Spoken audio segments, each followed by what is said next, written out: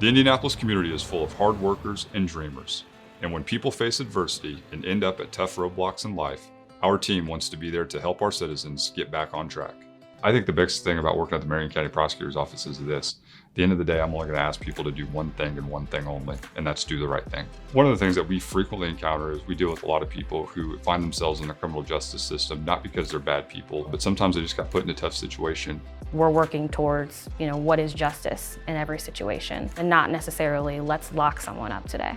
But I think that the measurable impact that we have on the community is something that is really fulfilling to a lot of people and a reason that a lot of people stay here.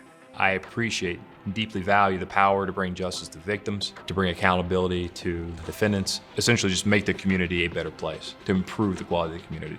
One of the things that struck me about the Indianapolis community was really just how nice and welcoming everybody was. The advice I'd have for future attorneys, especially if they want to work here, is if you want to be a trial attorney in the state of Indiana or anywhere in the Midwest, this is a great place to be. This is a place, if you come here, you're going to be in the courtroom and you're going to be cranking out some trials. One of the great things about this office is you learn the skills and the fundamentals of being a trial attorney.